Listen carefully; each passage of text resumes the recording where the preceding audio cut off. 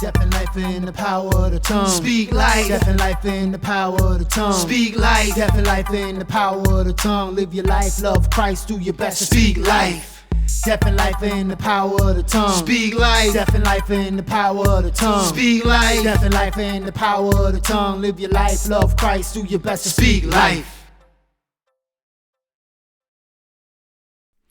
Hello and welcome back to another episode of the Speak Life podcast. We are so excited to have you with us this week for another amazing episode. I am your host, Minister Phoenix, alongside my beautiful wife and co-host.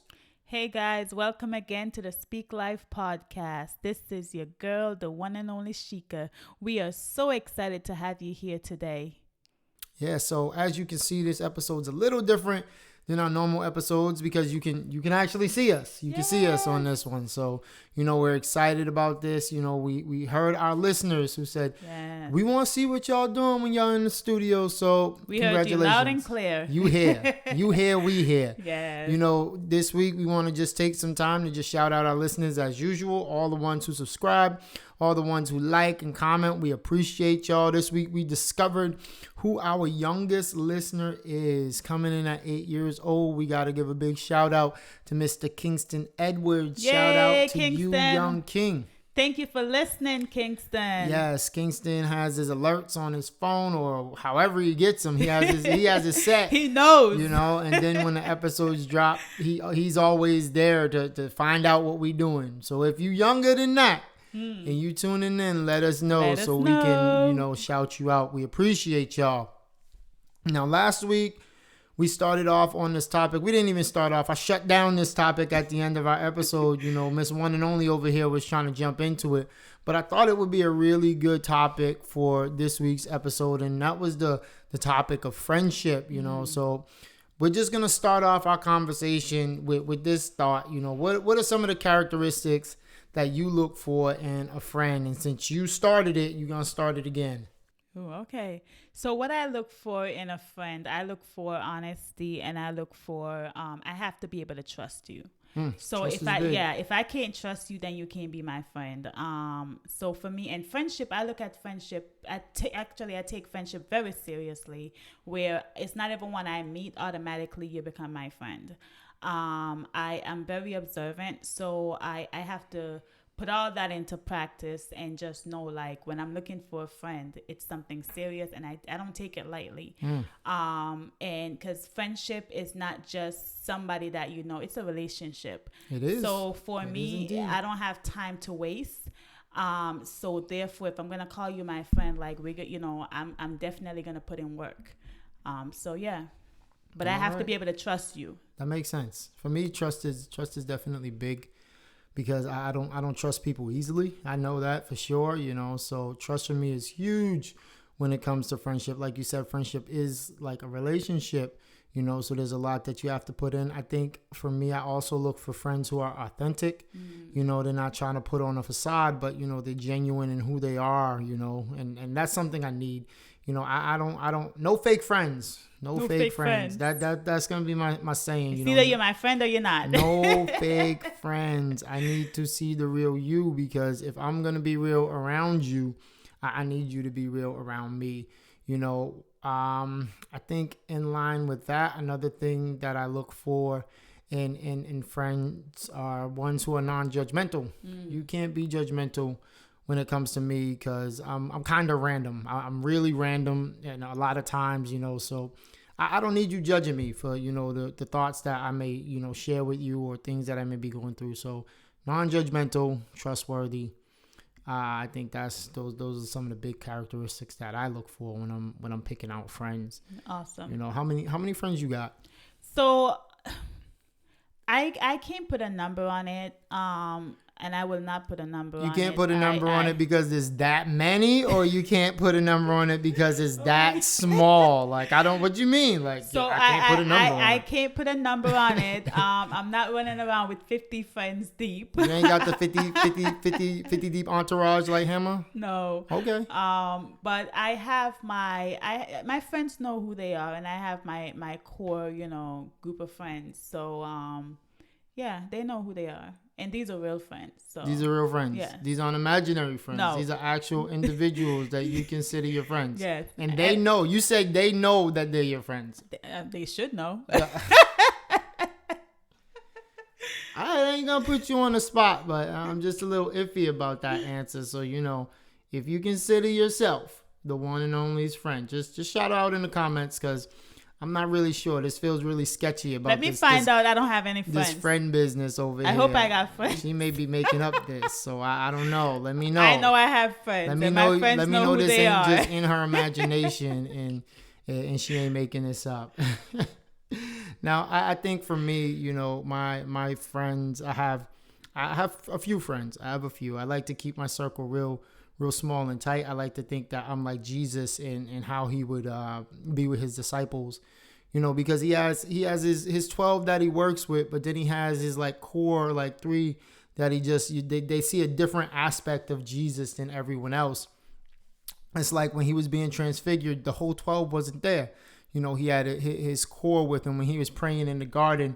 Everyone wasn't there with him. Not all the 12 was there, but he had his core group, that he always kept around him. And I feel like with me, I try to keep that same thing. I don't keep a whole bunch of friends because I don't trust a whole bunch of people, but I do keep a small core around me that, help me, encourage me, and just when I need to vent, I can just reach out to them and, vent. Also, another thing about that, why I think, in the time that I'm in at this stage in my life, I recognize, the reason I don't keep a lot of people around me is because I can't let everyone have access to me. You can't let everyone have access to who you are and your thoughts and your feelings and your emotions, because friendship, like you said, friendship is like a relationship.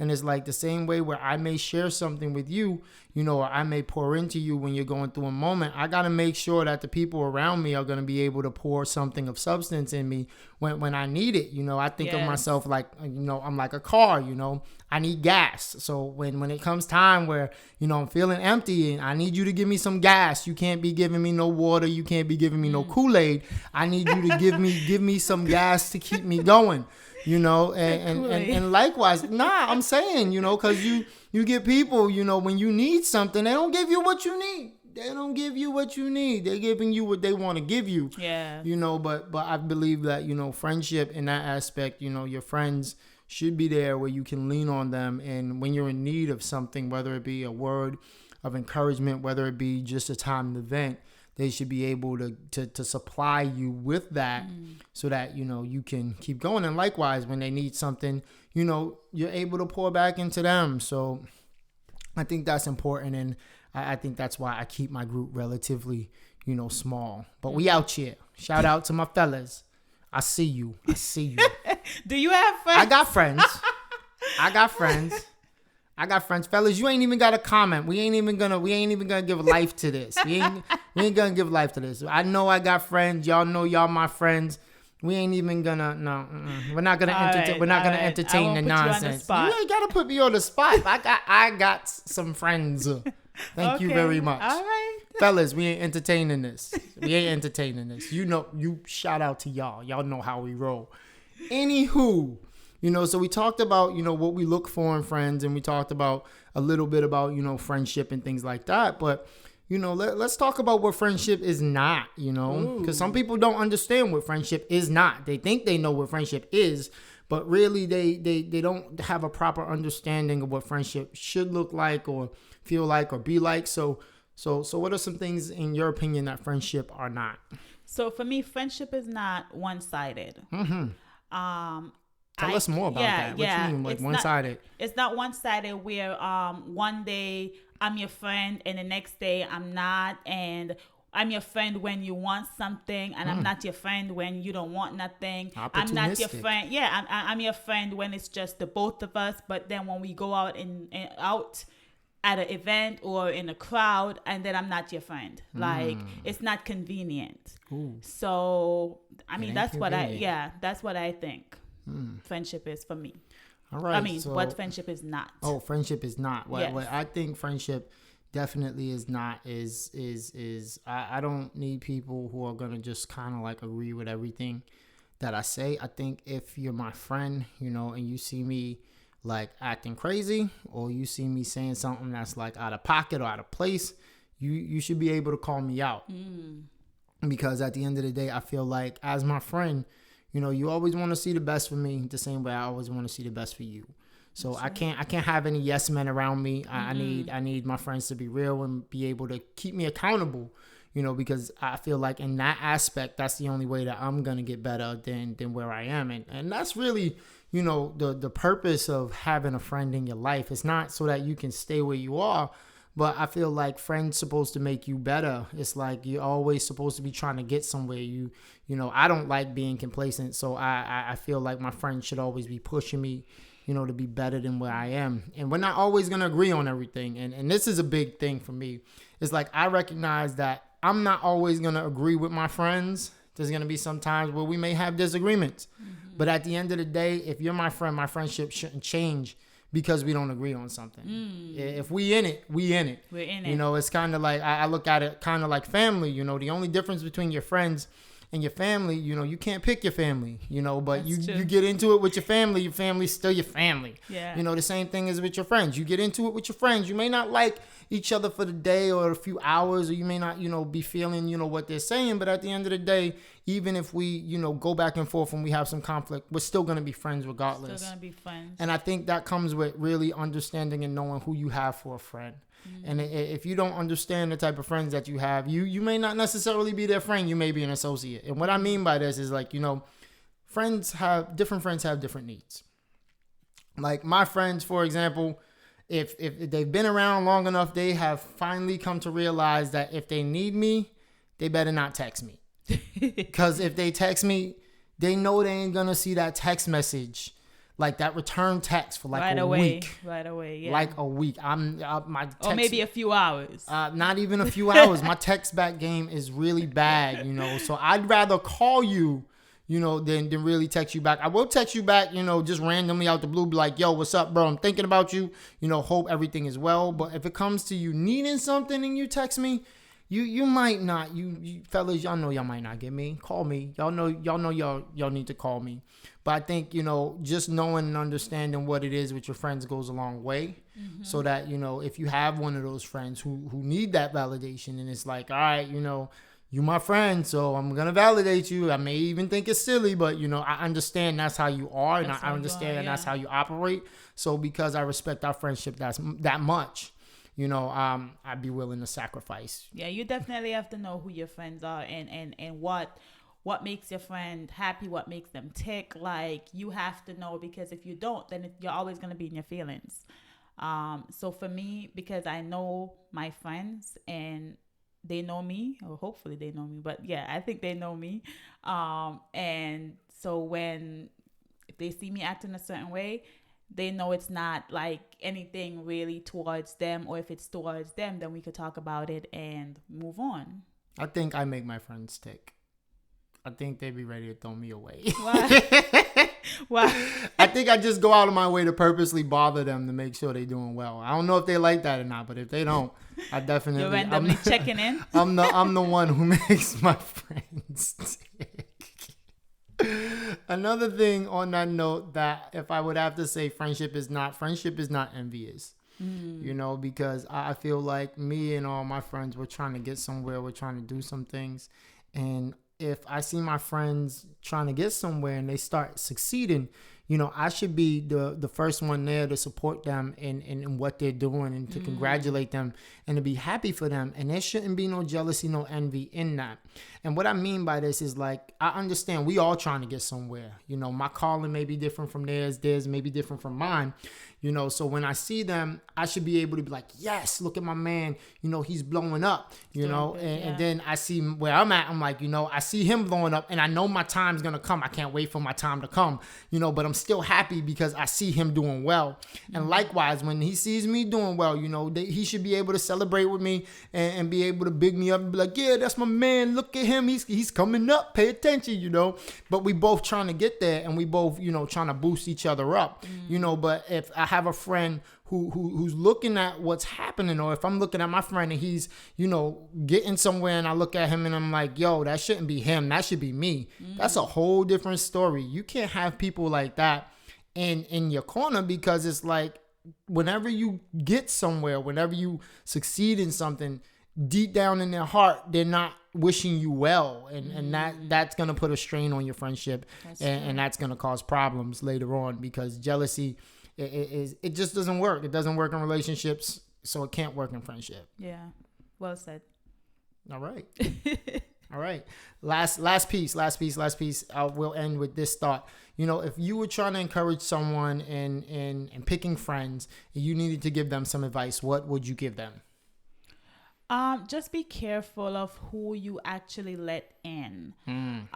Because you could think that someone is your friend, and you have to be careful of how long you know the person. And sometimes you could know the person for a long time, but you don't really know them. You think you know them, but you don't know them. Yeah. So just be careful. For me, the way I pick my friends, I am really selective. I'm very observant, like I said before. So I observe and I watch different traits in them and see like, what traits do you have inside of you? And I'm not gonna say I'm gonna like everything about my friends, because we're not perfect. Just like they may not like everything about me. I don't even like everything about me, so I can't expect no one else to if I don't. So but at the same time, you come to a common ground where you're like, okay, well, I see this in you. We have things in common and stuff like that. But for me, and I also pray, I ask God, like, whoever need to be my friend, you send them, because I don't need any and anybody in my life, and I just need to know. So I give it to God. I'm like, God, please send me who needs to be my friend, and who don't, then I don't need them. That's good. So, I think the number one thing that I would say, if someone was having trouble with this, is like, yo, sometimes you just got to listen to your spirit. I know for me, like, my spirit doesn't take to everyone. There's some people, like, they could be the nicest person in the world. Don't get me wrong. And I'm not saying, I'm like the supreme judge of character and things like that. No.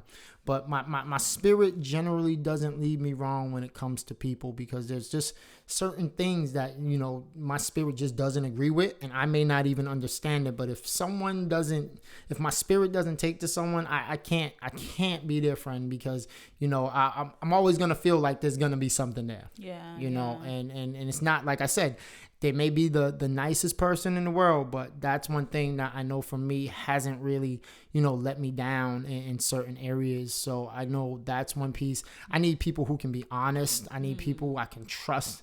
Like, I've had trust issues for a large part of my life. So trust, authenticity, those are big things that I look for, and that I would encourage someone. If you're looking for a friend, you're considering someone to be your friend, just make sure they're authentic, they're honest, you can trust them, and that, they'll be real with you. And that you have something in common. Oh, you have to have like-mindedness. You have to have some sort of like-mindedness. And what I mean by that, because I have a lot of, unsafe friends. I have unsafe friends. I have people, friends in church, and some of my unsafe friends, the closest thing that they're going to see to Jesus is me, but in the same token, we all have this like mindset where we're trying to get somewhere, and we want something to come out of our lives. Looking at 40 in a few years, and it's like, if I ain't got nothing in common with my friends, if I'm trying to get somewhere but they trying to stay in the club and drink and smoke and live like the silly life, for what I consider the silly life, it's like, I know like that's not gonna fly with me. So it's like, we don't really got nothing in common there, but if they got goals and they trying to accomplish something, they want to see their life go somewhere, I feel like that's a starting point for me where I can say, we got something in common. If I'm talking to them and my spirit clicks to them, it's like we move from there. Yeah, I like that, and I like what you said, because even like I've seen where like even the friends that you have who are not saved, like they look to you and you're like it's like let your light so shine. And that's what the scripture says, and it's like you're their light. So they look at you, they see you, and they're like, wow, like when they need someone to encourage them, when they need like help with something, they're able to call on you, and you're right there. And vice versa is the same with me. Like, I have people who call on me all the time, and I just need to be there for them to like be able to share something with them, give them a wise, encouraging words or something like that. So, you know, all your friends don't have to be Christian. I also have friends who are Christians, but all your friends doesn't have to be Christian, because eventually, you know, you want to bring your friends to know God. You know? Yeah, and think about that, and I don't want to spend too much time on this because I know we're running out of time. It's like I always say, like, you know, as a Christian, there's only two things that your life is doing. It's either drawing people closer to God or pushing people further away. So, you know, you always want to make sure you live a life that draws people closer, and you ain't even got to do much. You just live your life the way that Christ would want you to, and it'll draw people, you know, to him. So with that, we're going to just wrap.